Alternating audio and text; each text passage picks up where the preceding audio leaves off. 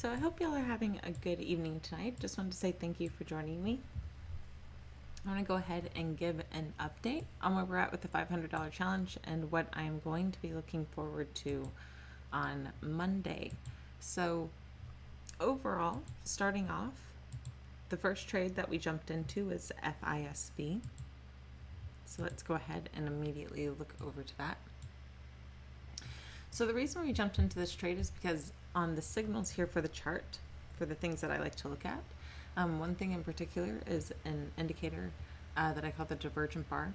And the idea is when it prints a bullish Divergent Bar, it usually means that it will follow through with a higher high compared to the bar that prints within the next few trading days. Hey Martina, it's great to see you here. Hope you're doing well. So it's looking for a follow through of a higher high. And that was the trade idea we put on, right? So we looked to open on that day a long debit call vertical spread, which is a very inexpensive way to take a trade for a bullish sentiment, perfect for our $500 challenge. And so we opened FISB out in the January monthly expiration. It was the 115, 118 long debit call vertical spread. That means we're buying to open the 115 call and selling to open the 118 call. When you net those two strikes together, it creates an overall $1.02 net debit. So when you take that on one contract, it's only a $102 risk that you're putting on the table. And for those of you who might be new to options, the way you figure that out, and of course your brokerage platform will do the math for you, so it's pretty easy in the order ticket, but if you want to try and figure that out prior, to understand it, you take the debit of the spread in this case, which is $1.02, you times it by 100, which is how many shares there are per option contract. And then you times it, there we go, and then you times it again by the number of contracts that you hold, which in this case for us is just one. So it will still be 102 in the end, right? So if we held two contracts of this trade, we would do 102 times 100 times 2, and that means we'd have a $204 risk out there. So that's how you figure out your capital risk on an options trade. So for us, it was only a $102 risk, which is perfect for the $500 challenge because it's not the full amount of capital out there on one trade. But the idea is that we could still take a profit on it and still start to grow what is naturally a really small account starting off with. So on the chart, right, we had this great signal going for us. Momentum was hanging out around the zero line. Typically when it starts to cross above it, that's a bullish sentiment. So the fact that it's so close to it gives a good sign that it might cross over. Still a slight sign of consolidation though, so it means that we might want to take a profit a little bit more quickly than maybe hanging on to it a bit longer. It has a great bullish signal on an indicator that I call the compound breakout tool. The compound breakout tool is a combination of several different studies that I used to track at the same time. It was a great way to judge when the trend might be going bullish, when it might be going bearish, which is to the downside, when it might be chopping around and consolidating, kind of like what it did here. And so right now what this indicator is telling me is that there's a bullish signal to the upside, right? The trend is attempting to turn bullish here. And then of course, for those of you who are familiar with simpler trading, I'm sure you've heard of the squeeze. This is a great indicator for those of you who don't know to potentially show a strong move in one direction or the other. So with everything in me and my other indicators, right, building to the upside, and the red dot starting to print, which is the sign of that buildup, overall, this to me means that we're going to break to the upside. So the fact that, right, we opened the trade here, the following day, we hung out, we still held support, but we hadn't yet followed through on the higher highs. So even though it showed a small profit, there was no need to take the profit yet because the signal was still valid, right? So maybe you jumped out of the trade early when you saw that quick profit. I completely understand. There's no, there's no wrong way to trade whenever you're taking a profit, right? You have to do what you think is best for your account. But for me personally, the reason why I wasn't too concerned about the trade yet is because it still hadn't followed through on the higher high of this bar, which overall means we're looking for a high above 115 and 99 cents. So basically up to 116 or higher is what we're looking for. And then we opened Friday, right? We opened right in that same range, still holding support, still a beautiful signal on the compound breakout tool. We're still actually in a squeeze, right? So if you decide to hold on to the trade longer, that certainly helps out with the continuation of this bullish sentiment. But for myself, right, it started to get above that 115.99 level. So it was a matter of just continuing to watch the trade and seeing if it would go towards our good till cancel, which it did. So we had a good till cancel set at $1.55 credit, and it ended up triggering and getting filled there. Now, if you didn't get filled immediately, I did keep an eye on this. And if you had held on to the trade, going back up into the close, you would have gotten filled back at this credit. So if you had just remained patient, I know once I filled, it did drop down a little bit on the underlying price, but on the intraday charts, it bounced off support, and that's why we closed back up near the high of the day. And if you're still in the trade, right, maybe you didn't get filled for some reason, but you still decide to hang on to it over the weekend. Right now, everything on the chart is working in your favor. Bollinger Bands, which are these blue lines on my chart, are flaring open to the upside. So that's a good sign and anticipation of the price continuing to move higher. So with that there, with the bullish signal that we still have down here, and on the moving averages, which on my charts are these gold kind of orange lines, the 10 period simple moving average is this dotted line, the 30 period simple is the longer dashed line, and the 100 is the solid gold line. And the idea is when the smallest moving average is stacked on top of each other, going in order to the largest moving average, like we see here with the 10 trading above the 30 and both trading above the 100, right? We have that order to it. That usually indicates a bullish trend, right? And you can see here exactly that. We continued to hit the 10 period simple as support, the price stair-stepped higher, and it was a nice bullish trend on FISV. So what's setting up here is the 10 went down, consolidated with the 30 while the price chopped around. It allowed our indicators to reset, and now it's starting to give way for a potential second run in this bullish trend to the upside. Hi, Sri. I hope I said that properly, but hello to you. Good evening. Hope you're doing well. So that was the signal that we took for our first trade.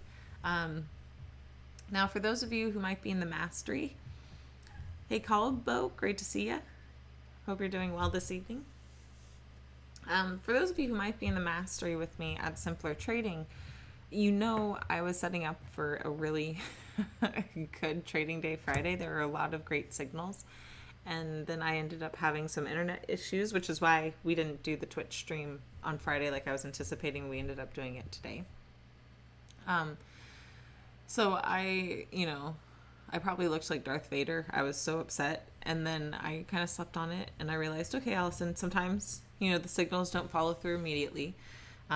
If you are a part of the mastery and you saw the bi-weekly video, then you kind of know the symbols that I was looking at on Friday. But let's go ahead and review some of them here, so that way on Monday, if the signal's still valid, we still have the opportunity to jump into some of these trades, and some of these trades I'm definitely looking at for the $500 challenge. So let me go ahead and pull up that notepad. On the scan itself, and we can just even pull this up on the scanner.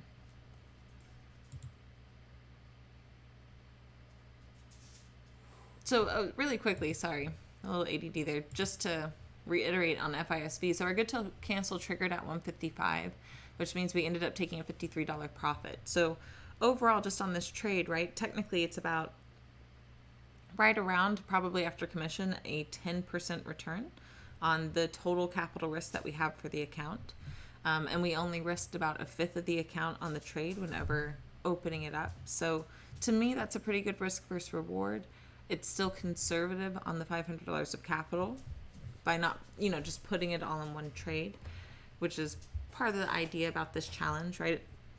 For those of you who weren't a part of the challenge last year, the $500 challenge, the idea behind it is basically to start off with a small amount of money, right? Something that you might use going on vacation, or something that might play the tables on in Vegas one day eventually in the future, right? Or maybe online poker if that's your thing.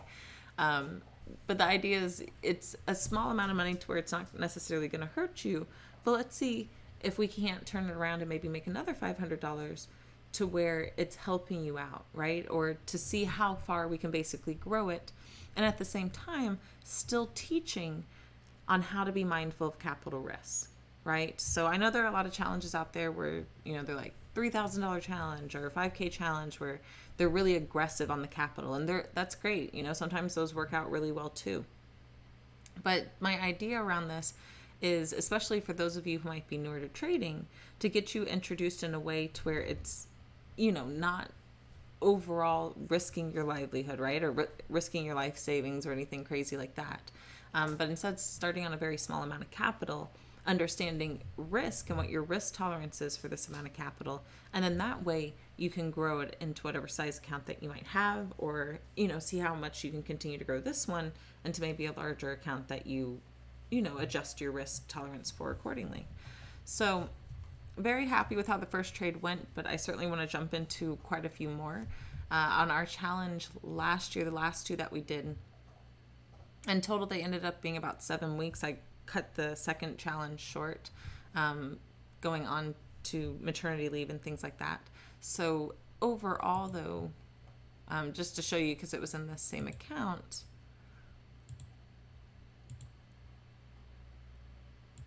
and we'll make sure it ends at December. Oh.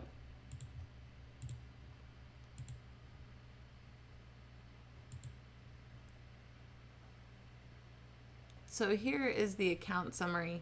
You can see overall totals here is $953. So that's how much the overall challenge ended up doing for both of them combined. So once again, each month I just did $500 and I figured out how much I could grow it. And the first challenge, we almost doubled the account. It was like $1 or $2 shy of a $500 profit after commission costs. And the second one, it was like $300-400 something after the commission cost, of course. So very nice profits on both of them overall, especially with the second one, considering that we ended it short. You can see not every trade was a winner, right? And CVX, for example, ended up taking a loss for the year on that one. But overall, this signal is a really great signal. It has an excellent follow-through rate. On the mastery, I think right now it's at about a 90% follow-through rate on the winners versus losers for our trade. That's the win rate that we currently have in there. So the idea is to see, of course, if we can transfer it kind of win rate to the $500 challenge and grow this account within the rest of January. So that's what that is. But let's go ahead and look at some trade ideas going into Monday. So here was the short list that I was looking for. And all of these are going to be based off of the weekly chart. So let me go ahead and pop that one up.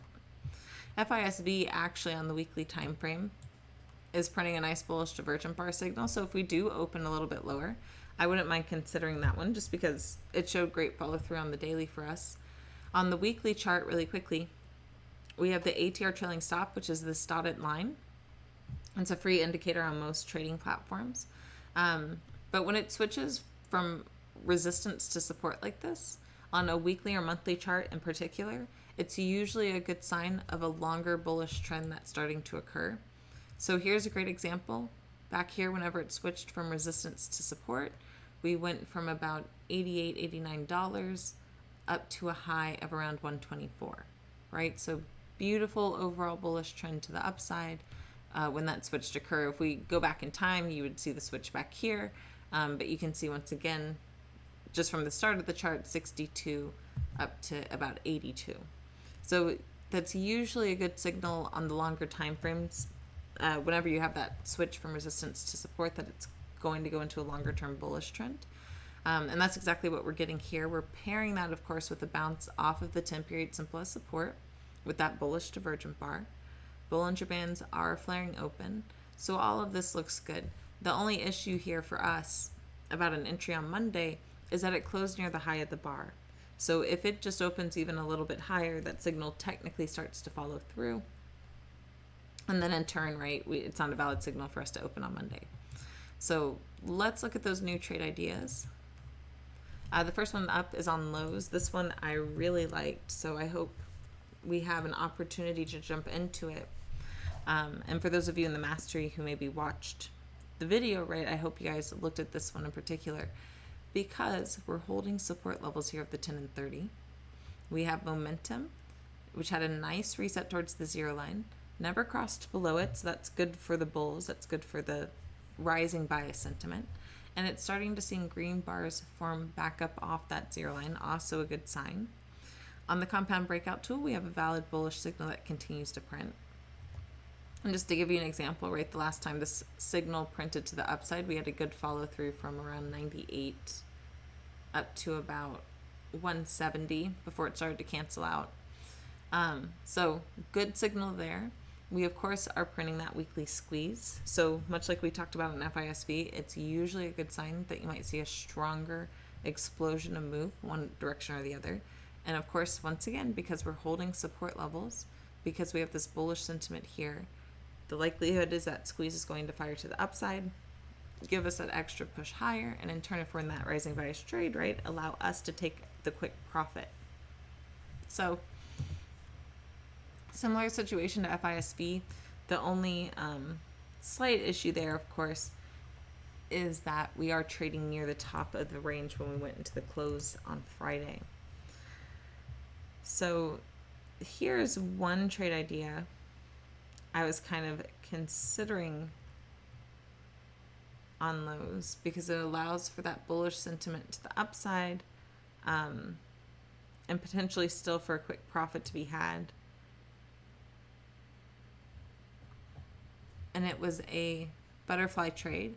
Now for the challenge, this might be a little bit too expensive. But the idea here is if we do see a move up, but roughly stay within this range still, this could allow for a quick profit. And then when I priced it out as well, if we saw the move happen quickly to 175, if we saw that immediately follow through to the upside, it should still allow for a small profit itself on the butterfly. Now, the idea behind a butterfly is that it's a debit spread and a credit spread combined. So for those of you new to options trading, overall, basically, just the simple explanation of a butterfly is ideally you want the price on the underlying asset to be right around where your sold to open strikes are, because that means you're getting the max profit on the debit spread side of the trade and a max profit on the credit spread side of the trade. The reason why people open butterflies is because overall they're relatively inexpensive than compared to just doing a debit spread or credit spread by itself. And traditionally, usually less expensive than jumping into just a straight long call or long put. And the reason why it's inexpensive is because you cannot lose on both sides of the trade. So if this completely remains out of the money, the credit spread technically is profitable, and then you lose on the debit spread. If lows just immediately explodes to the upside and goes to 200, and this is completely in the money on the strikes, then you technically win on the debit spread, but you lose on the credit spread. So you can't lose on both sides of the trade. And the idea is if you're hanging out at that short strike, which is 175 in this case, then you have that profit, right? Which in this case, the max profit potential is the width of this side of the debit spread, which is 10 points, minus the cost basis here of 253. So 10 minus 253 is 747. That's how you get that max profit potential. Now, the special thing about this butterfly is it actually allows for a bullish sentiment to the upside. So on a standard butterfly, which is what this is, when it's an even spread width on both sides, you really need it to pin here at the short strike, and you don't want it to move outside of what you call your wings or the long strikes on this trade, which in this case is 165 and 185. But notice that the original, when I showed this trade originally, I'm actually looking at the 180 strike. So this is what's called a broken wing butterfly, because one side of the trade, in this case the credit spread side of the trade, is more narrow compared to the other side of the trade. So what this allows by having the debit spread be wider than the credit spread, it allows for that bullish sentiment, so that if Lowe's does, in that example, explode to 200, we still actually have a profit potential on this trade.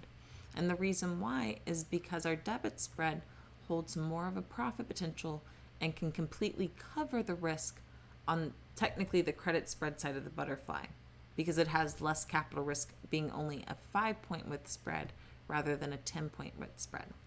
So the way that we figure out what our profit potential is if Lowe's goes up to 200, let's say, or certainly just anywhere above 180, is you take the width of the smaller width, in this case is 5, minus it once again by your cost basis of 253.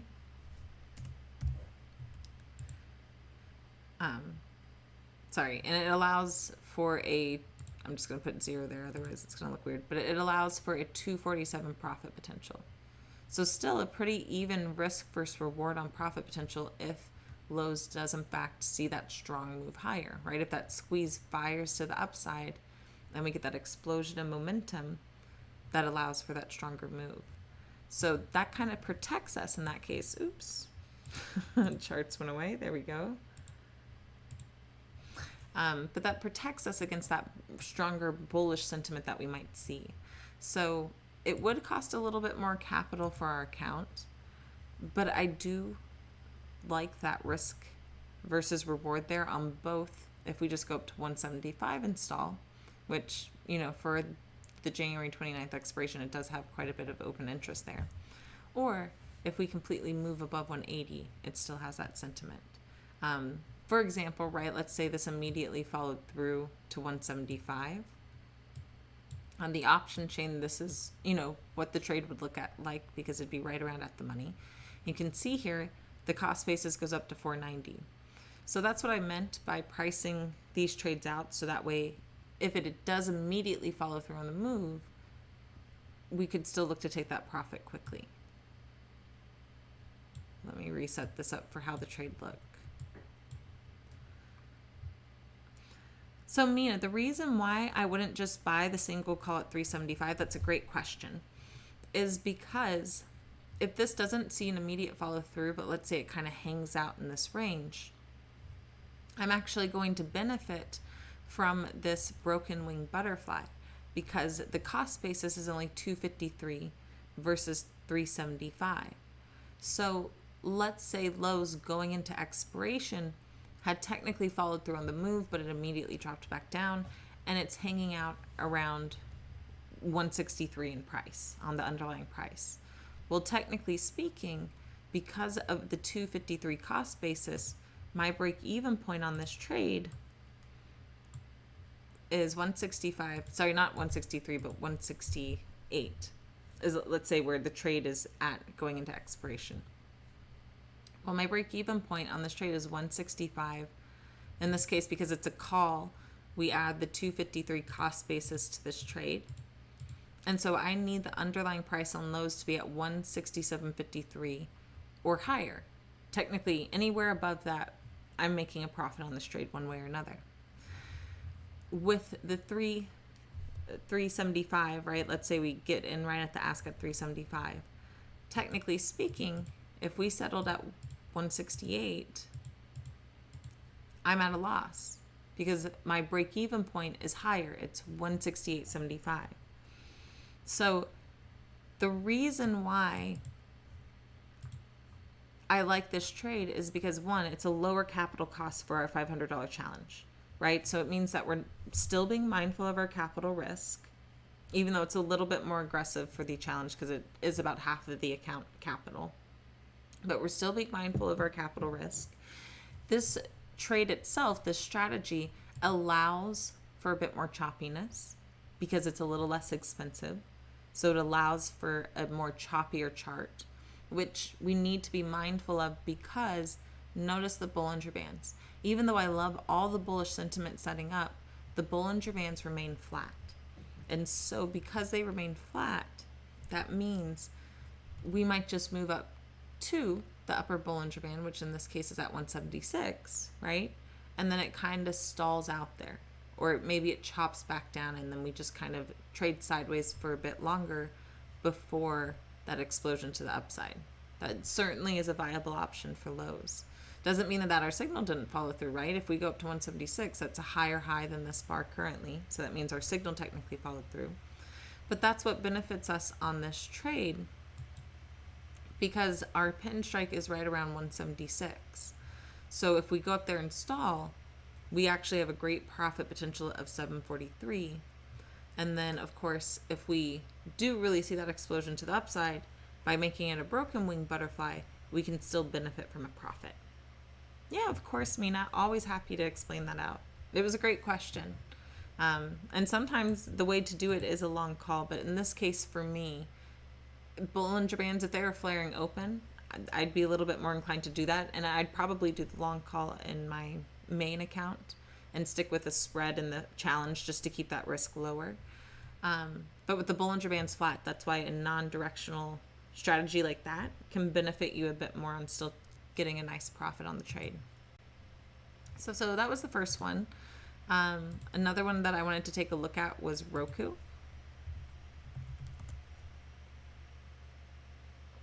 Oh, of course, this just kept continuing to the upside. This is beautiful. But great bullish divergent bar on the weekly chart. Bollinger Bands are strongly flaring open, so they're still anticipating a continuation higher. Beautiful bullish trend here. And of course, with this week, we saw a test right at the 10 period simple. It bounced up and held. Now, I will note the last time that we made a strong bar like this, that was a bullish divergent bar off the 10 period simple, was back here. This one didn't immediately follow through. The next week, it hung out below that level, still holding support. The second week technically followed through on a higher high. And then if you held on to it, that third week certainly should have filled you on your good till cancel if the second week didn't already. So it has a good sentiment. But this one might actually work in our favor if it opens a little bit lower to jump in on the trade. On the daily chart, of course, this is already starting to take up to the upside. But the reason why I still like it on the daily is notice momentum. So momentum had reset off the top of the axis. The price reset with it. It went down, tested support levels, held. And now momentum is building back up. The price is bouncing with it. The fact that momentum still has room before it reaches the top of the axis again, like it did back here, means that there's still room for this bullish trend to continue. And even though it's printing this little purple indicator, which is what we call a top hat, the top hat can be a sign of exhaustion. But I usually don't pay as much attention to it unless it's pairing with exhaustion on the awesome oscillator, which, for example, right here we had the top hat printing. We are reaching exhaustion levels on this. So that was my sign to say, hey, probably take your profits off the table. And then, of course, momentum started to reset. This pulled back to allow the top hat to stop printing, which is a sign it followed through on a pullback from exhaustion. And then we went a little bit lower, held support, and then bounced. So one of the reasons why I'm not as concerned about the top hat is because we're not near the top of the axis on the awesome oscillator. And two, on Roku in particular, on the daily chart, this is one of those symbols that kind of ignores the top hat indicator sometimes. It can print it for a while. Another one symbol like that is Tesla. Tesla is definitely a top hat ignorer, kind of does its own thing. So I like that for Roku, that it still has room on the daily chart. That bodes well for the weekly chart to potentially see that follow through on the higher high like we want. On top of that, of course, the daily chart as well has that bullish sentiment on the compound breakout tool. Bollinger Bands are strongly flaring open, so they're trying to keep up with the price at this point. For those of you who don't know, with the Bollinger Bands, basically the price likes to trade within the second deviation Bollinger Band, which is this inside blue line. And so that's what I like to call the price's comfort zone, right? And you can see here, the majority of the time, that's where it's trading.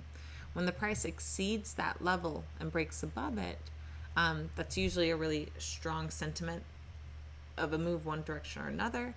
Sometimes the price will continue that way for several bars, but overall you know that you're going to see at least some sort of consolidation or pullback and the price to get back in the comfort zone. A great example of that is back here. So here we had a strong move, right, to the upside. Bollinger Band snaps. It moved outside that second deviation Bollinger Band, but then it saw a moment of consolidation. And what this allowed when we saw the consolidation in the price is for the Bollinger Bands to catch up and make room for the price to stay within its comfort zone while continuing in direction. And it allowed the moving averages to catch up, to test as support, which it held and then bounced higher. So we might see that, right? That's what we might see into next week, is maybe a bit of that consolidation, which, you know, might allow us who didn't jump in Friday to jump in on Monday and still be able to follow through on that bullish signal. At the same time, with, you know, our weekly bar last week being 86 points, that can certainly be a very strong move to where I might consider just doing a straight credit spread, right? Just to, a butterfly would certainly be inexpensive, kind of like what we talked about on those.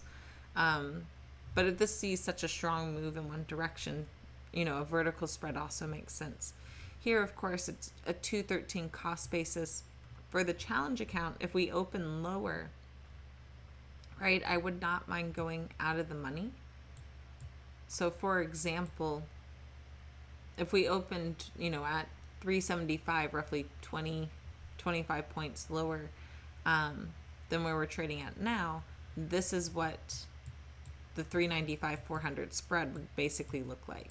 And that's a 148 cost basis, 352 profit potential. So we'll see if we get that similar gap down like we did on this divergent bar follow through, where it kind of actually opened lower and hung out again, to where we can get into a less expensive trade.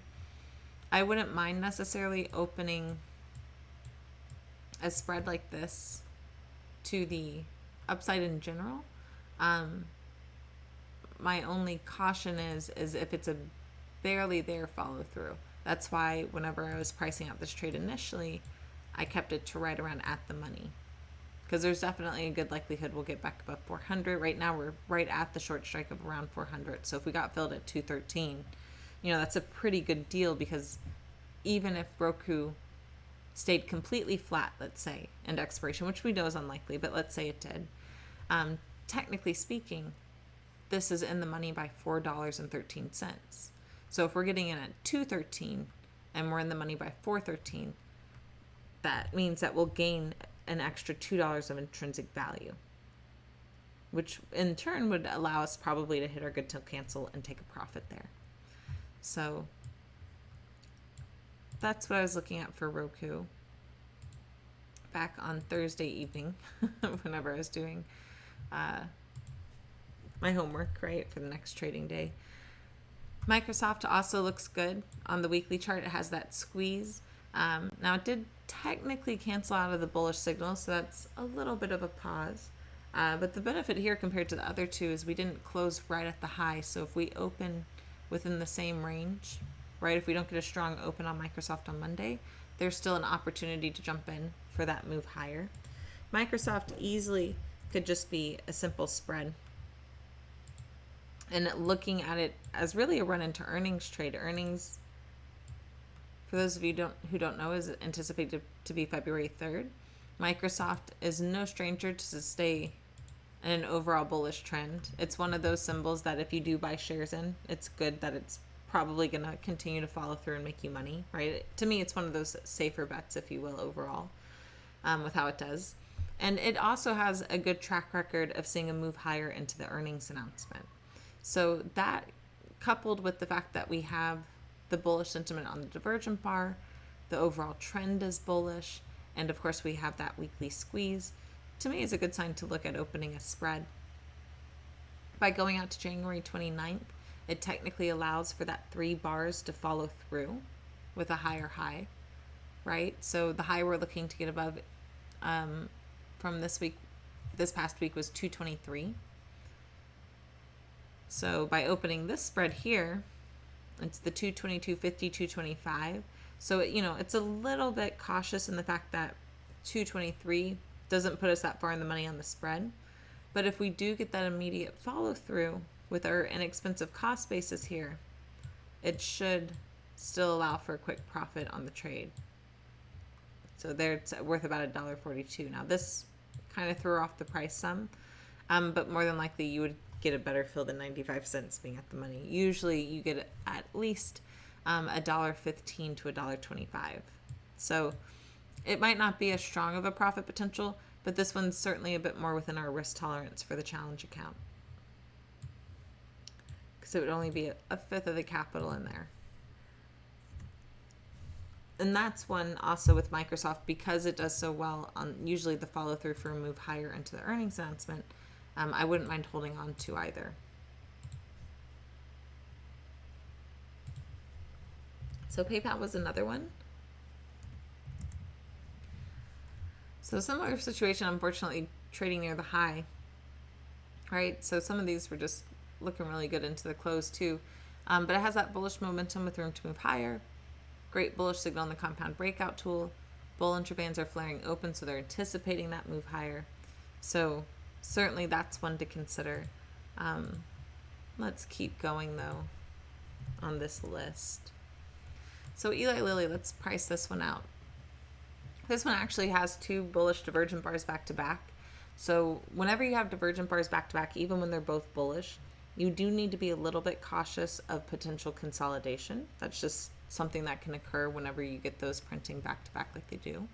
And it makes sense, right? What we talked about with the Bollinger Bands earlier, when you get that strong price move outside that level, it's not too surprising when you start to see it go into a trend, or if it's already in a trend, for it to then consolidate, or maybe even see a slight pullback from the Bollinger Band to get back inside the comfort zone, and in turn allow the other indicators to catch up with the price. So in this case, we're consolidating. It's allowing the Bollinger Bands to continue to flare open to get the price back within the comfort zone, and the continuation of it flaring open means it's anticipating that price is going to continue higher, and it's starting to make room for it now, right? It's trying to keep up with it. The 10-period simple has crossed above the 30. So this now is technically going into a bullish sentiment. And when you just start to see this, right, much like we did back here, you can anticipate an overall bullish follow through to happen. So that's what we're setting up for right now. We're in the start of that. We have momentum, which is crossed above the zero line, which is a bullish sentiment in itself. It's continuing with that sentiment with green bars to the upside and room to move to the top of the axis. And then we have a bullish signal on the compound breakout tool. So all of that looks good. And of course, the nice thing here is we did not close near the high, so better opportunity for us to maybe jump in on Monday. The high we're looking to get above is 169.48. So let's go over to Eli Lilly. And so this one can really be a run into earnings trade, because earnings is on the 29th before market. That technically means it's going right into our third week, right? For those of you who don't know, on the Divergent Bar, I like to give it 3 bars for it to work out. Usually the signal will follow through within 3 bars. If it doesn't, I'm usually out of the trade at that point, if there's still any capital left in it. So it's right at our 3-bar increment. So this too could be a run into earnings trade as well. And then once again, just looking at a spread to jump into. So for the challenge account, maybe something like this 5-point width spread. I don't know if that's probably a bit better, in line with the sentiment, I should say. But here the 167.50, 172.50 right now, it's showing a 105 debit. It's a very wide bid and ask, so we need to be a little bit cautious there, because that means that the price can jump around a bit. But if we could get a $1.05 fill on a 5-point spread, that's an excellent risk versus reward, because that means our capital risk is the debit that we paid, and our profit potential is the width of the spread minus the debit, which in this case is $3.95, right? So excellent risk versus reward. And if we got that immediate follow through, certainly if it continued with the bullish trend, and maybe that's when it starts to stair step higher from the consolidation, could allow for a very nice profit to be taken.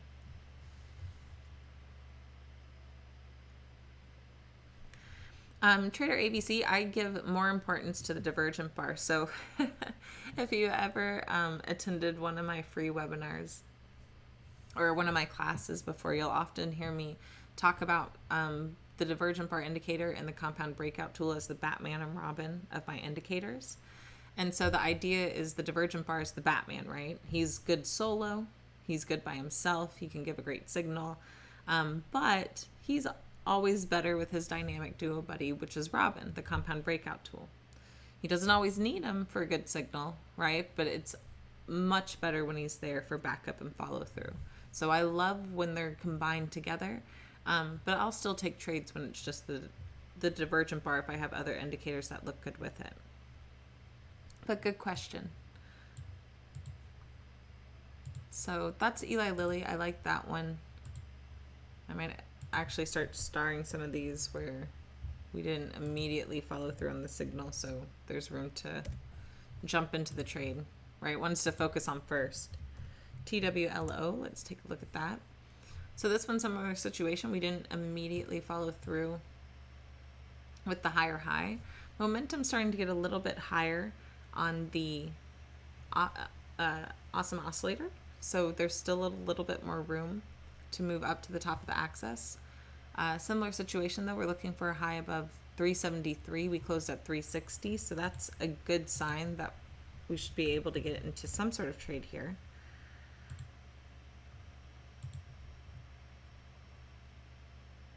And so it looked like one idea I had was on Friday was a run into earnings trade, because I have the 373.80 out here in February priced for a 390 cost basis. That to me would be way too much for our challenge account right now though, so I would probably stick with a run into earnings trade prior, right, go out to January 29th. And because we're looking for a move up to 373, I don't mind getting out of the money with the idea that we'll go up towards that level if not follow through, because that's going to keep our costs down for the challenge account and still allow for a great profit potential. In this case, the 370, 372.50, still showing about $1.13. That might be because the open interest here. I'm just curious to see. See, that's 82 cents. So, well, if we got filled at 82 cents here, I wouldn't mind, right? If we decide to go with these strikes, which I try and be mindful of that for the challenge on the open interest. So maybe it would be safer going with something like this where at least one of the strikes has a bit stronger open interest for the challenge, because I know quite a few people will be following along with it.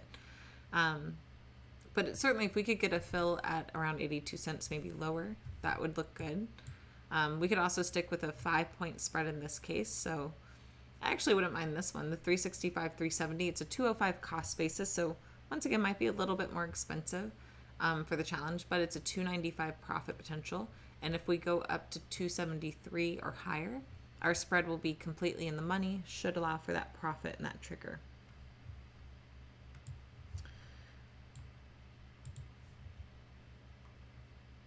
Yeah, let's take a look at those now. I'd be happy to.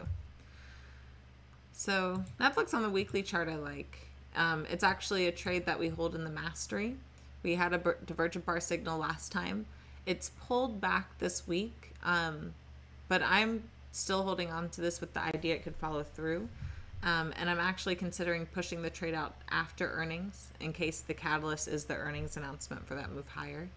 Usually, Netflix can see a good move higher into the announcement, but it's having a bit of trouble this time picking up on the daily chart, which is why for the trade I'm in, I'm actually considering pushing it out. But what I still like about Netflix currently on the daily chart is it's holding the 100 period simple as support.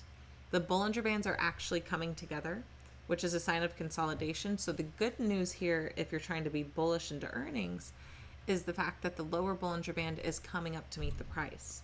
So much like it's flaring open to try and keep up with it, whenever you see this occurring on the Bollinger Bands, it means it's not anticipating the price to move lower, right? It's actually coming up to meet the price. It's saying, yeah, you're actually going to stay above my Bollinger Bands, and I'm going to come up and meet you because you're not probably going to move lower than this, at least at this time. So that's a good sign that support's holding, right? And it's a good sign for the bulls to maybe hang in there, right? Or for the bears to say, okay, we saw our move lower, maybe I should protect profits at this point. It's allowed momentum to reset, and technically we've canceled out of our pullback signal on Thursday, so that's a good sign. And we also technically printed it in a bullish divergent bar on Friday. The reason why I don't necessarily like divergent bars on a Friday on a daily chart is that we can sometimes turn around the signal. And I don't know what it is, because Thursdays usually still have great follow through even if you hold the trade through the weekend. But for some reason, when the bar prints on a Friday, it's just something that occurs, which is why typically I look at weekly charts on Fridays, right? Which is why I'm focused on that today, because there were a lot of great weekly signals setting up for this past Friday. But technically speaking, it did print that divergent bar, so it could still see that follow through off of the 100 for that higher high. So that's kind of working in your favor too. It's just, for me, I don't like the fact that the daily price is trading below the 30 and the 10. I would certainly like to see a break above that, with the idea then we could follow through for a move back up to 530 or 540. But it's having trouble setting up for that on the daily chart. The weekly chart has a good signal here, but sometimes for that signal to follow through when it's around earnings, it's the actual catalyst of the announcement that pushes for that higher high. So that's what I'm actually going to be mindful of on the Netflix trade I hold. And then Amazon is just in consolidation land. I think a part of this, of course, is due to some of the legal stuff going on with Amazon. All right, so people are a little bit unsure. But Amazon is actually making a great monthly signal that we can talk about. Not a trade I'd open for the challenge necessarily, but if you trade a larger account, certainly something to consider. On the daily chart, though, right, we're just hanging out. So Amazon doesn't always see that follow through. On the last earnings announcement, we traded choppy into the news. Here, we also traded choppy into earnings. This one traded choppy into the announcement, and so this one. So if anything, at this point with the consolidation we're in, I would still anticipate continuation in that consolidation, which means, maybe for the challenge account then, we look at a iron fly, kind of as we talk this through. So overall, okay, let's go back to our chart first. Overall, we've been hanging out around 3,200. That's right around where our moving averages have been. Within this choppy range, we've seen lows all the way down to 3,100 and highs all the way up to a little bit above 3,300. So a good 100-point range on both sides. Now, if you have a large account, you could always consider doing an 100-point fly, right, for next week's expiration, with the idea that it is going to continue to stay with that 100-point range. Now, an iron fly, very similar to a butterfly, is instead of it being a debit spread and a credit spread, it's 2 credit spreads. Typically, I like to look at opening iron flies whenever the price is actually hanging out right around where I think it's going to pin. So we're not too far off from 3,200, which is why I would consider in this case an iron fly, especially if I'm looking at 100-point wings. Now, the credit that you would receive is $64.85. The idea is, as long as the price kind of hangs out within this range, you'll see the theta decay occur on this, and that can be a profit for your account, which on one contract is $6,485, right? Excellent profit potential. The risk, of course, is 100 points on the spread width minus the credit, the profit potential, which is your risk, which is $35.15. So, which on one contract, of course, is $3,515. Doesn't make sense for our $500 challenge account. But if you're in a larger account, it's something to consider. One thing to note, though, because your wings are the 100 points, to determine what your break-even point is on this trade, is you can go up and down from the pin strike $64.85. So 3,200 plus, of course, 64.85 is 3,200, 64.85, right? That's pretty easy. To the downside, you'd minus it, right, for the puts, and it's 31.35. So those are the levels that if it starts to trade around there or above it, you might want to consider closing it out for around break even, right? If you're concerned going into that day of expiration.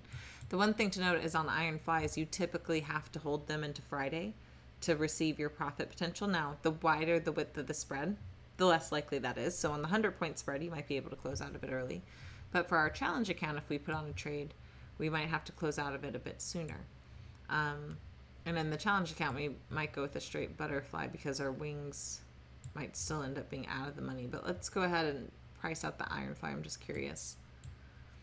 In this case, I'd look at a 25-point spread. So this, is a bit more in line for the challenge account. A 25-point spread on this iron fly, still with the 3200 pin, is a 22.75 credit, right? So we take the credit, we minus that by the spread width, and it's a 225 risk. So 225 of risk. That would be within our risk tolerance for the account. But because our wings are not really in the money, right? For the 100-point width spread, it makes sense to do an iron fly. For our smaller width spread, it makes a bit more sense to do a butterfly. So in this case, I'm actually going to look at narrowing the spread a little.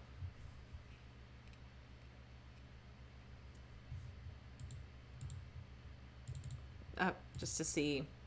So this might be a fun trade to put on for the challenge account. It's a $58 risk, right? So it's very small for our risk tolerance in the account. And it's $1,000, $442 of profit potential, or, right, in terms of the contract amount, it's a $14.42 profit potential. Excellent risk versus reward because it's a 15-point width spread minus the 58-cent debit of risk. So excellent risk versus reward. It's a little bit more of the lotto trade, of course, because Amazon could very easily end up trading above or below this level. So this is something as well that we can wait to put on closer into the end of next week if we want to do it. But I like the idea that we could continue to consolidate in this range. And if we do, right, if we get in for around 58-60 cents and continue to hold this into Friday, and this is where we're trading at, it's going to allow for a profit. We don't even need, the max profit potential here. I would be very happy with just a few dollar profit on this trade, which would be very easily obtainable on a 15-point width spread if we wanted to close this out for like $350, right? That would be a $300 profit. Yeah, of course, Trader ABC. Thanks so much. So that's what I'd be looking at there. And of course, the other idea, if we wanted a little bit more of a probability of our trade winning, is looking at an iron condor. So I don't know how much premium, not much premium on that side. Let's go to the put side just to price it out. So yeah, I would want a lot more even risk versus reward, but an iron condor is similar to an iron fly where it's two credit spreads. But instead of the short strikes sharing the same strike, they're further out. So it means that as long as the price stays, let's bring in this in to where it'd be a trade I'd want to open. There we go. So maybe bring this into the 50 range. Yeah, so that would make a bit more sense to me. So the idea here is as long as Amazon stays trading between 32.50 and 31.50, this 310 of credit that we're opening the trade for is going to be a profit. Much like on a butterfly or an iron fly, we can't lose on both sides of the trade. So if Amazon were to completely fall apart and trade below 31.45, we still win on the call credit spread. If Amazon takes up to the upside, right, which is, what the longer time frames are still anticipating, and it moves above 32.55, then we win on the put spread. But overall, the idea is that we continue to trade in this choppy range in between 31.50 and 32.50 for the credit. The risk is $1.90. So, yes, this is actually being recorded. It will post the video to Twitch, and I will also be posting this to YouTube as well. SS Shaner. So, yes, it will be recorded. And for those of you who may not be aware, I am hosting a free webinar on Monday night, kind of talking more about this strategy. and also talking about my game plan for 2021 in general. So we'll be looking at some longer monthly time frames in that webinar. So for those of you who maybe are wanting to jump into something that are shares, right, or maybe more of a put in your portfolio and hold longer term trader, that might be a great webinar for you. Or if you're looking for something that is going to be bullish, but you're more like me, an options trader, there's still some great trade ideas around these that we could take. So I'm going to be talking about my trading plan for the upcoming year, some symbols and sectors that I'm looking at. So feel free to join me. The sign up link is right down there. You should see it on the screen at simplertrading.com/game plan. But it will be at 7 p.m. It's its own link, so it won't be here on Twitch. But if you guys do want to join, please come. I look forward to doing it. But back to Amazon really quickly. This could make for a great trade idea for the account and still allow for an excellent profit potential.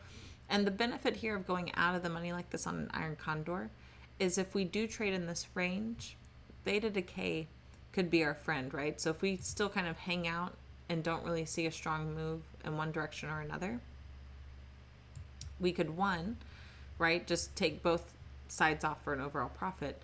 Or two, we could always look at, for example, last week, right, the last few days we were trading in between 3,200 and 3,150, which is right by where our short put is, but not anywhere near our call credit spread. So what we could always look to do is take a profit here and then basically bring in our short strikes, open a new spread that's closer to at the money. And what that would do would be a capital positive move for the account and increases the profit potential. Technically, it locks in a profit, and then still, of course, play for that theta decay with the idea that it will still remain trading in between the two short strikes. So that might be a fun trade to do into next week. And the benefit with Amazon on theta decay style trades or butterflies is that you usually have time to open it towards the start of next week. Like even on a Wednesday, you can open that style trade and find yourself with a profit on a Thursday or Friday. So there's a lot of flexibility and time to be able to open butterflies and ironflies on Amazon to take that profit. So really quickly though, to talk about the monthly signal on Amazon, similar situation, right? It was that bullish divergent bar that printed back in November. It was a signal that I was actually talking about for those of you that were in the trading room or in the mastery. I've talked about this signal quite a bit, saying, hey, it looks good, guys. If you had jumped in December at the start of the month, or even if whenever it went down and tested the lows, you technically would have had a profit that you could have taken, last month going into the close or going into the start of January. It has pulled back some, still technically above wherever this price was, but once again, it's a 3-bar rule. So we have the rest of January to potentially follow through with the higher high, and certainly February, right? So you might want to consider a March expiration to be able to hold through that. In this case, the high that we're looking to get above is 33.66. Notice that we're at 31.82 today on Amazon. So something that you could consider doing, and this is something that you would have to hold through earnings, so keep that in mind. Understand what that risk is, because earnings can, flip a trade around very easily. But what you could do is go out to the March monthly expiration. That gives you the full month of February to allow the bar to print. Right? If you went with the monthly expiration for February, it technically doesn't give you the full monthly bar. So if for some reason Amazon pops up, February 25th, you're going to be like, dang it, I wish I had done the March expiration. So March is the safer of the two. It allows for that full month. It actually gives you a little bit of a buffer zone. And then the idea, of course, is we'll get above 33.66 again. So you could go way out of the money and do something like a long debit call vertical spread. So if you're in a larger account, you could do something like a 20-point spread. The 33.30, 33.50 is a 7.05 cost basis, 12.95 profit potential. If you're trading a smaller account, you could go with a smaller width spread here. The 33.45, 33.50 is $1.75. So the idea, of course, is if we get up to 33.66 or higher, this spread would be in the money, should definitely allow for a profit on the trade.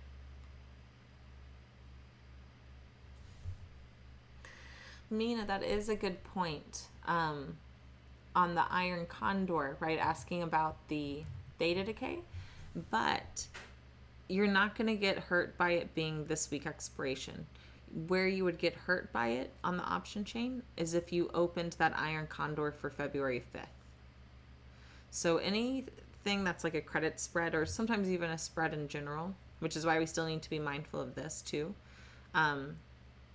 But typically with spreads that are right after this, and particular credit spreads and butterflies, oftentimes you won't see that profit potential really build in, or it might not be as strong of a profit potential as you're anticipating because of what you mentioned, that IV hanging out, right? That theta hanging out in those trades because of the uncertainty around the announcement.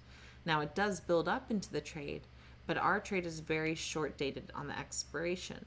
So what's going to happen is, yes, theta technically overall is building up, but it's building up in these January 29th. Certainly it's building up in the expirations right after earnings.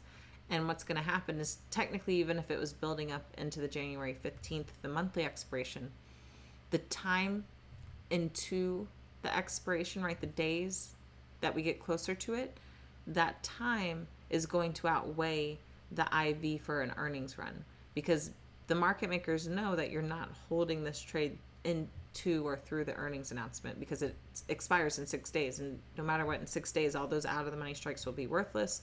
All the in the money ones will settle on assignment, right? And you'll get the shares, or, that transaction assigned or not assigned, all that fun stuff. So that time going into the actual expiration ending is going to outweigh any sort of IV building up into earnings. So the Iron Condor, we would still benefit from that theta decay. If we had put it out at a later date, then we wouldn't. Good question, though.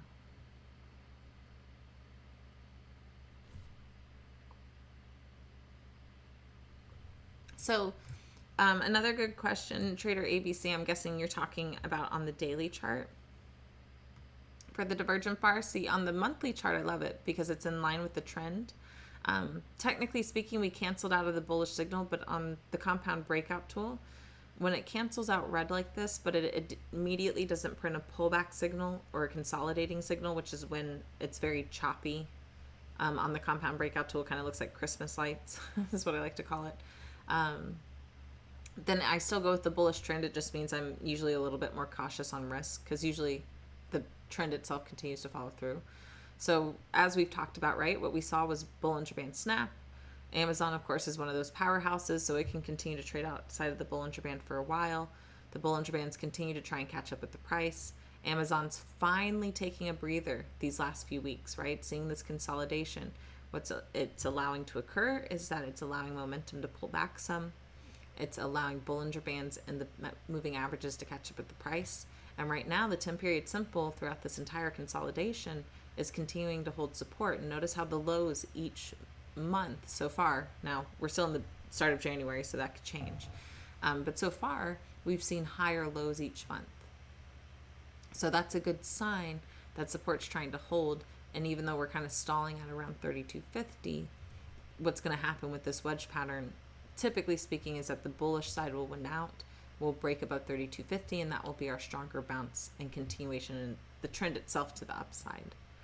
On the daily chart, the thing I don't like about the Divergent Bar here is that it has all these moving averages above it, holding as resistance right now, so we're having a hard time getting above it. We have back-to-back Divergent Bars, so that's a sign of consolidation. And we have Bollinger Bands starting to come together. Here, it's a choppy signal, right? We had back-to-back signals. We didn't have 2 or 3 of the lines printing together, so that's a consolidating sign in itself. Momentum's setting back towards the 0 line. That's a consolidating sign. So even though it's making a bullish Divergent Bar, and even though it could technically follow through, I try and stick with Divergent Bars that are in line with the trend. So when I see back-to-back Divergent Bars in a consolidating trend, that's when I look at consolidating strategies, which is exactly why we looked at just now butterflies and iron condors and iron flies going into next week's expiration. And because, as we just discussed, at least out of the last 4 earnings, Amazon has not really seen much movement going into the announcement. It remains flat. So that's only going to benefit us in finding a non-directional strategy to take. So hope that answers your question there. Just to keep going with our list really quickly, shop is up next.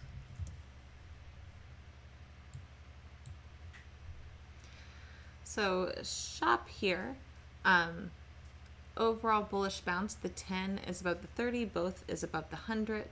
So we're seeing that nice bounce for a move higher on the daily chart. We have a bullish signal on the compound breakout tool. Momentum's reset towards the 0 line. It has room to move back up. I'd like to see some green bars build up. I wouldn't be surprised to see that maybe going into next week. On the weekly time frame though, right, we have the weekly squeeze. So that gives room for that greater than anticipated move. Just kind of what I talked about on Amazon. The last signal to print was a bullish one. It technically canceled out, but I would still play with the bullish trend. A great example of that actually is back here. So here was a bullish signal on the compound breakout tool. It technically canceled out, but it never went into a bearish signal immediately, and it never went into a choppy consolidating signal like we saw here, for example. So because of that, I would still technically trade with the bullish trend, but for me, I'm usually a little bit more cautious on capital because it still technically canceled out, right? And in this case, you can see here, if I had continued with the bullish trend, it worked to the upside. And then as soon as I see it start to print that bearish signal, once that second line comes in red like that, I know that's a sign for me to protect capital. And in this case, technically saw a little bit of a higher high, but overall the bar's consolidated. Then we started to see a pullback and then a stronger choppy range of consolidation and shop, which is what we saw with the signal here. Then we start to get that bullish signal. We're starting to get a bounce up. We've technically pulled back into support, but we're making a bullish divergent bar off the 10 period simple. And once again, we are making Bollinger Band snaps. So this pullback is allowing the other indicators to catch up with the price. So Bollinger Bands are flaring open. The moving average came up to test the lowest support, which is holding. So good sign for that move higher. And of course, the daily chart matches. So the one thing I don't like about the weekly time frame is, once again, technically it closed by the high.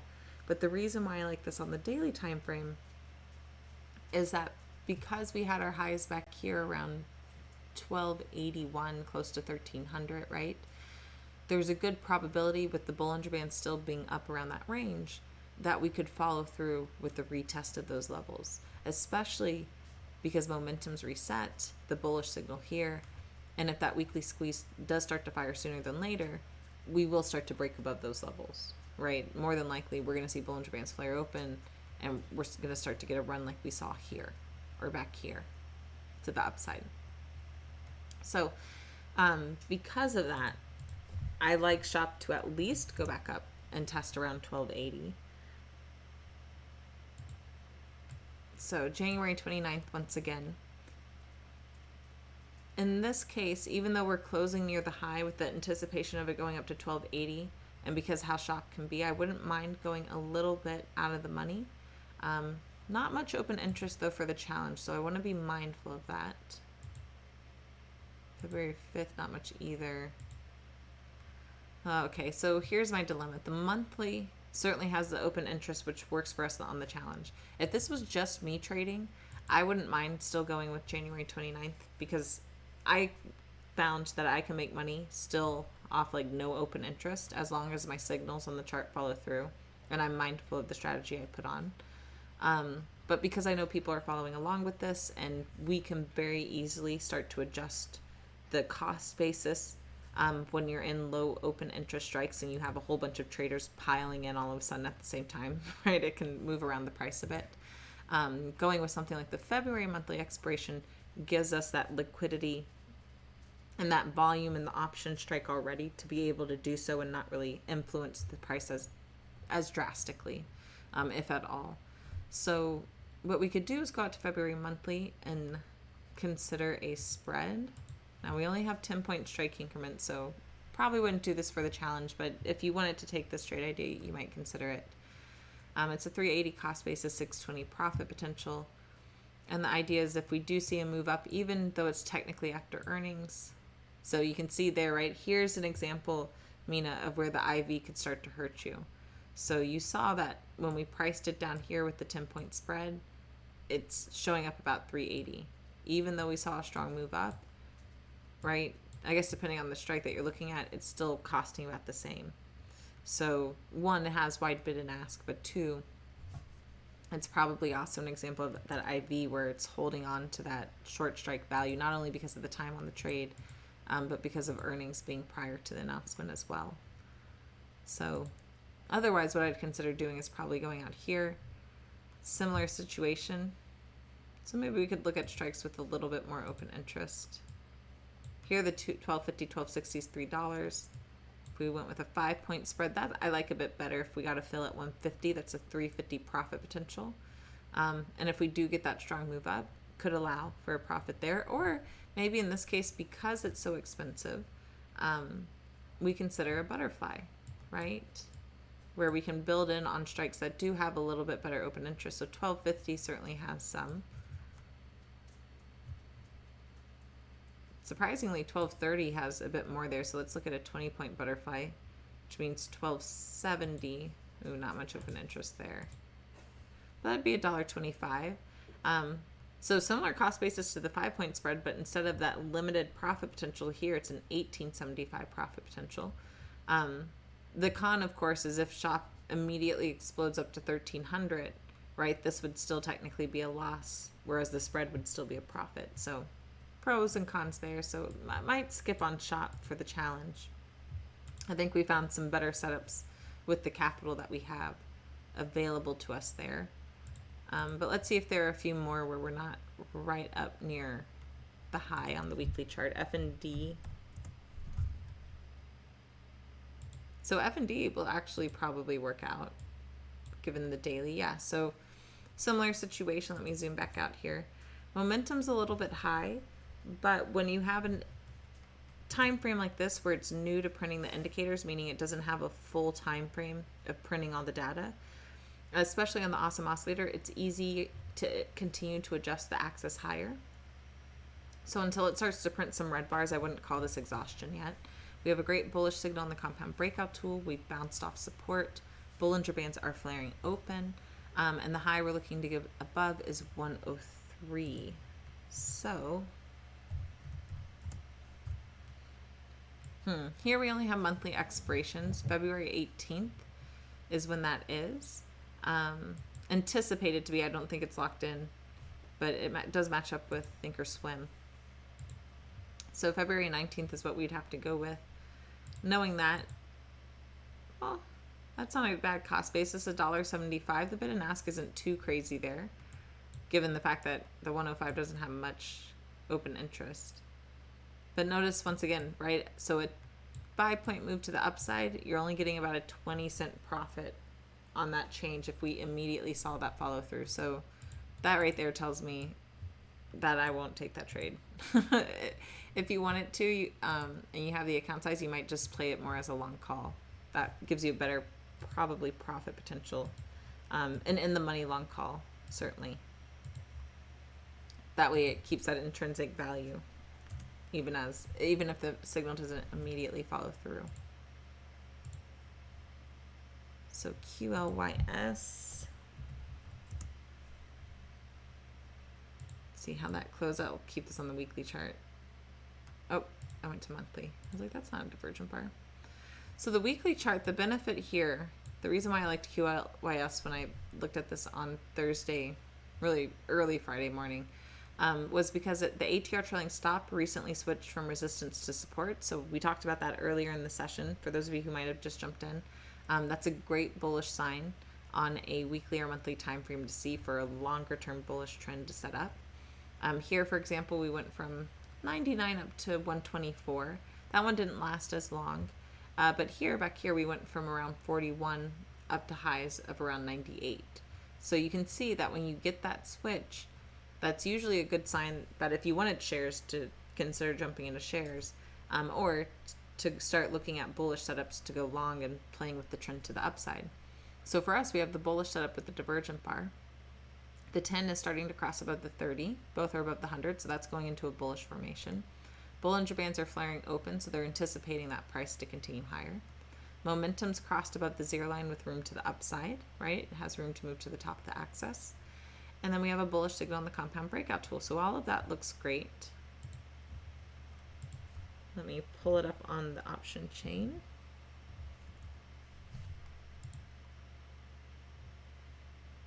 So unfortunately, similar situation, only monthly expirations, with the February monthly technically being after earnings.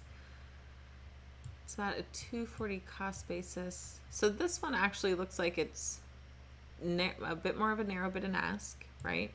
And it actually is following through on that value change, which is a good sign for us. That if we did decide to jump into a trade here, it could still give us that profit, right? That IV isn't working too drastically against us, at least not as of yet. So the high that we're looking to get above would be 123.97. So it's not too far away from where we're trading at. But I do like the rest of the bullish sentiment here. So we could end up seeing, you know, a decent follow through. For the challenge account, I'd probably look at the 125, 130. 130 because it actually has a good amount of open interest. So for those of you who might be newer to trading options, sometimes when you see a high open interest like that, especially when the rest isn't that high, it's a good sign that sometimes the underlying price might pin around that level going into expiration. So if we were to see QLYS pin around 130 going into February monthly expiration, which I would not, you know, hold this probably into it because of earnings. But if it did, technically speaking, right, that benefits for our trade because that's our short strike, and it should allow close to that max profit potential of 320. Now, we would look for our follow through to happen sooner than later, and to ideally take a profit before then. But this would be a bit more of a reasonable cost for our challenge account. So let's look at just a couple more here. LHCG.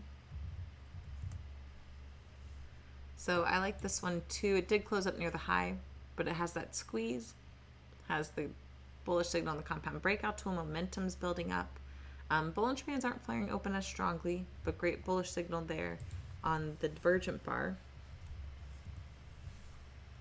Here we have the benefit of earnings actually being anticipated after the monthly expiration, so that means IV shouldn't hurt us as much if we were to take a trade here.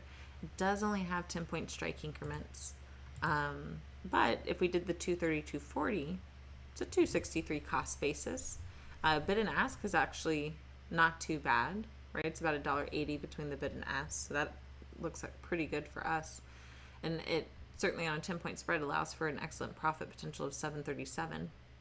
If we were to go back up and just test the highs, that would be around, I'd say anywhere between 231 to 237, which would be a 10-point move higher on the option chain.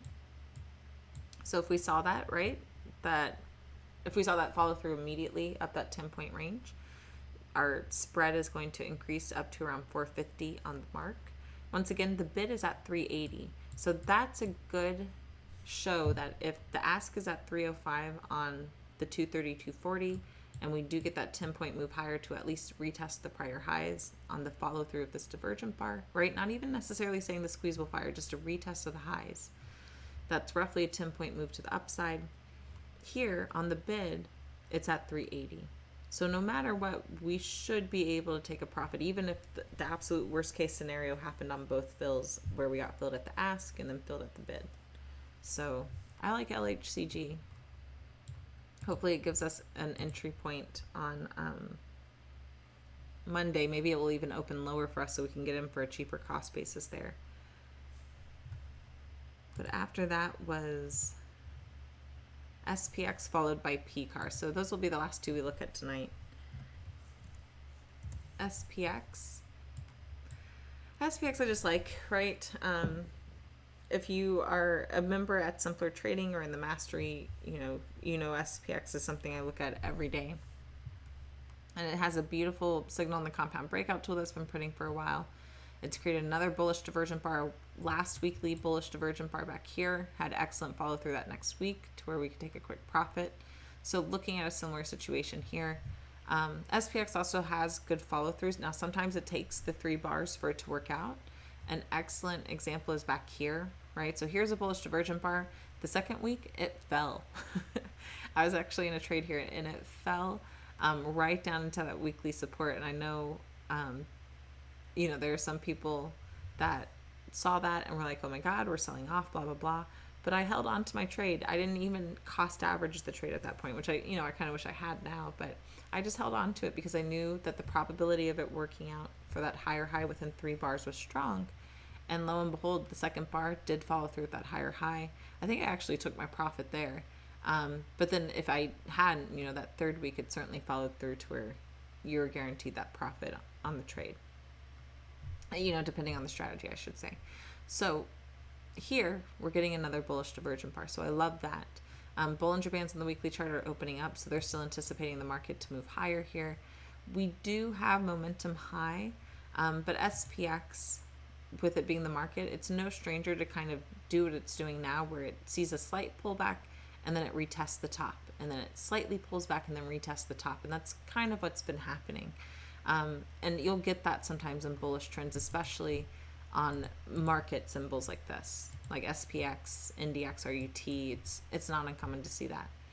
On the daily chart, we had a daily squeeze that started to fire to the upside. We have our bullish signal on the compound breakout tool, and the key here, compared to the weekly chart, right, is momentum on the daily chart has room to move higher. So that's a good sign that on the weekly chart, we might continue to just kind of see those slight pullbacks and test higher, because the daily chart still has room to make another run for a move higher. And with the squeeze just firing, with Bollinger Bands flaring open like they are, that's a good sign for us. So on SPX, we did close, of course, at the high or near the high of the week. SPX is great because it has Monday, Wednesday, and Friday expiration, so you really have your pick of the litter. In this case, though, still stick with the 3-week expiration, end of the month. And there are a few things that we could do here, right? So the first one is to still just do a straight spread with the idea that we will continue to stair step higher. For the challenge account, of course, I'd feel a little bit more comfortable going out of the money. Still going to be expensive, probably, yeah. So 38.45, 38.50 is 280. Let's say we went even further out and went to 3,900. I'm just curious. So that's a little bit more in line with the challenge account. We wouldn't need technically a move up to 3,900 necessarily to get a profit. If we immediately just start to stair step higher, we still might be able to lock one in. But this risk tolerance is certainly more in line with what I would want to do for the challenge account. The other idea, though, of course, it's to do something like a non-directional strategy with a wider width. So we're at 38.24. Certainly, I think 3,900 is going to be our overall next target to the upside. And it might take us some time to get there, right? We could certainly see consolidation for maybe a week and then another bounce off the 10. So because of that, 3 weeks I think is plenty of time to give it to try and test that level. Excellent, once again, excellent amount of open interest at this 3,900 strike, right? So might potentially see a pin there at that expiration. Let's look at a 30-point spread just to start off with. So 30-point spread, I'm a little surprised it's still a 330 cost basis. Let's go with a 25-point spread. So here it makes a bit more sense. So 25-point width spread, 225 cost basis, 2275 profit potential. Even with the challenge account, if we wanted to maybe narrow it a little bit more, the smallest I would probably do is a 15-point spread. That's about an 80-cent cost basis. And the reason why is this: if this really started to explode next week, a 15-point cost basis still might be able to squeeze us out a small profit on the trade. Whereas if you start to go with 10 or lower, what happens is, because there's still so much time on the trade, you're not getting that theta decay to work out as strongly on the credit spread side. And in turn, it's kind of offsetting the intrinsic value trying to build into the debit spread side. So you're not overall getting a strong net profit to where you can really close it out unless you hold it into expiration. So, of course, if we immediately follow through on the move, that means the signal worked out. So it stays a little bit riskier to continue to hold on to the trade after the signal follows through for, what we look at for our entry. So a 15-point width spread, usually I try and stick with 20 or higher. So 20 would still work out. That's a 145 cost basis, but I would not go lower than 15. 15 should still be able to squeeze us out a small profit if it immediately happened. Yeah, no, it's completely relevant. So SPX is the underlying market. The benefit of SPX is that it's a cash settled index, meaning that if I technically held this trade into January 29th expiration and it settled right at 3,900, I'm not at risk at getting shares. It will cash settle. So I could actually get the max profit potential here of technically 1420 and lock it in. SPY is the ETF of the S&P. And so SPY technically has shares, and you can see it's a lot less expensive to trade. So the benefit on SPY, a similar situation, right? If we went out to January 29th, I don't know if SPY technically made a bullish divergent bar. It can sometimes, it usually, follows through in the same look that SPX does. Okay, in this case, SPY did make a divergent bar. So we could actually look at SPY, right? And it will be a lot less expensive for a wider width spread if we wanted. So if we still kept with 39 as the pin, and let's say we did 38.50, 39.50, this is actually the equivalent of a 50-point width spread on SPX. So this would be like if we opened the 3,900, 38.50, 39.50. But notice the difference, right? Instead of it being, probably a $7 to $10 cost basis on the trade, it's only a $3 cost basis. It's only an 89-cent cost basis. The difference, though, is, of course, on SPX, just to show it to you in a visual sense.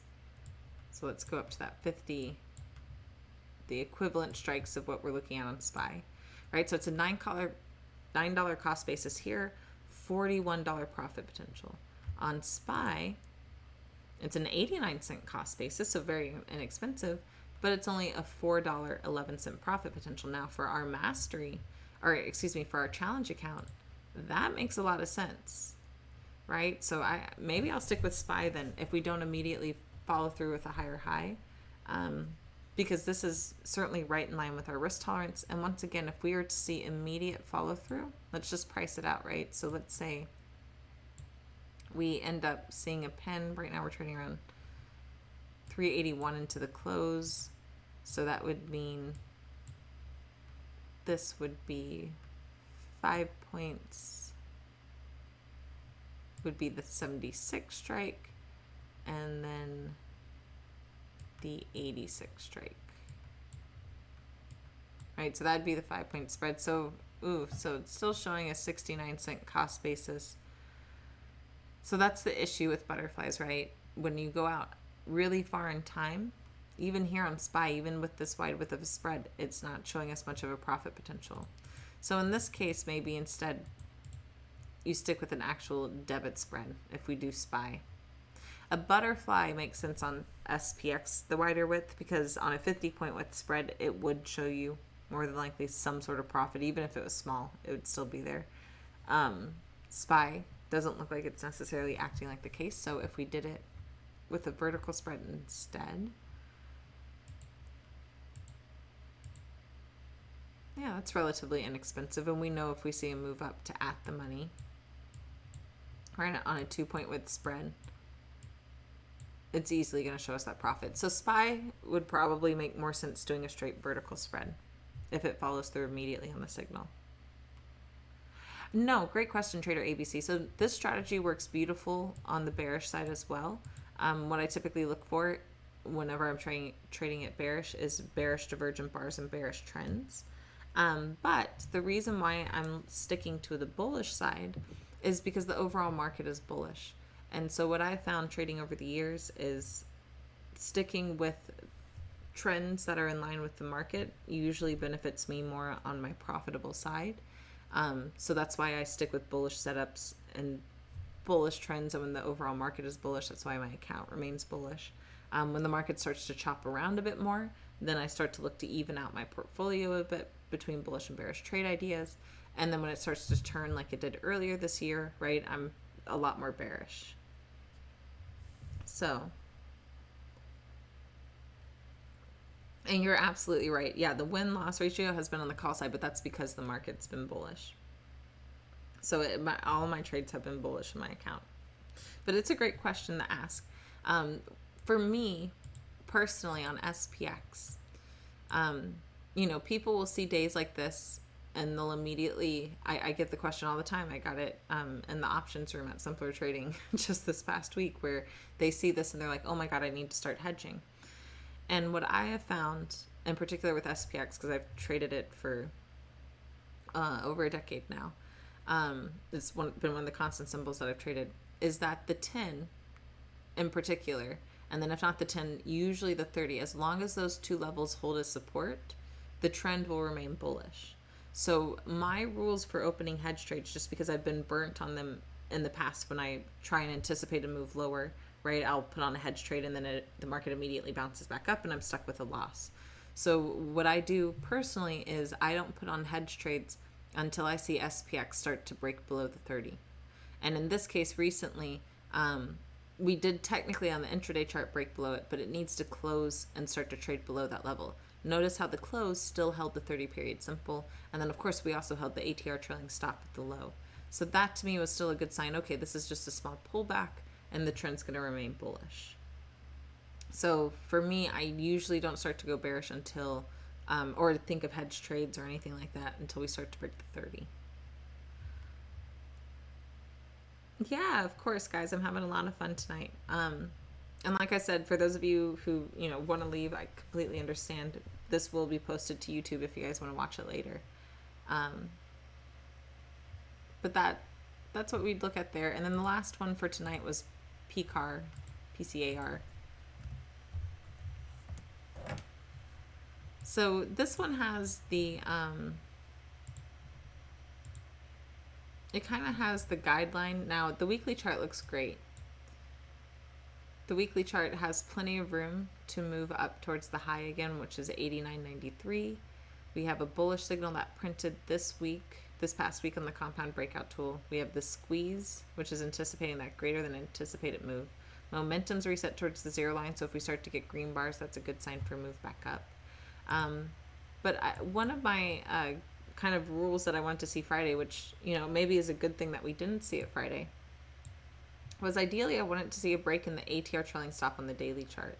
Because if that started to break, that could allow for that benefit higher. Now, maybe in that case, right, we wouldn't have a good opening like this to the upside, because that would technically be closing near the high of the week if we did that. So maybe that is a benefit that we still actually now have, because of the pullback on Friday. We actually have room to open the trade and just play it back up into the ATR trailing stop. And if it looks like it's stalling again, take the quick profit. And of course, if it starts to break above that level, the squeeze will probably start firing to the upside. And in turn, we could hold on for a bit better profit potential. So let's take a look at that. Unfortunately, similar situation. Earnings is a lot closer than anticipated with January 26. So if we did go out in time, a weird strike increment. I'm usually not a fan when I see that personally. But here's technically a 5-point strike increment, 89.30, 94.30, 5-point width, $1.65 cost basis, 335 profit potential. Our highs though are right around 90, so I'd almost prefer doing a small width spread like this. This is a 250 width spread technically. 128 risk, 122 profit potential. The question though is, if it moves up, given how much time there is, not much of a profit, so it's a little unfortunate. We could look at this as a straight move higher play. So we get in at 91.80 with the idea that we'll go up towards 90 and get that follow through to the upside. That could allow us roughly $1 profit if we see the move occur quickly. So that could be the way that we trade it, because we wouldn't hold it through the earnings announcement.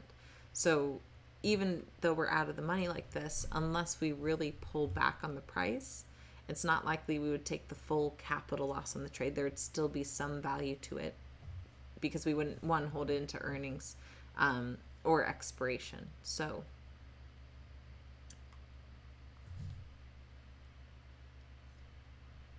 yes, it is the simple moving averages that I use. So I know other traders use the EMAs. It all just depends, what works better for you on your signals and what gives you, that edge for your trading. For me, I've used simple moving averages since the start of my trading.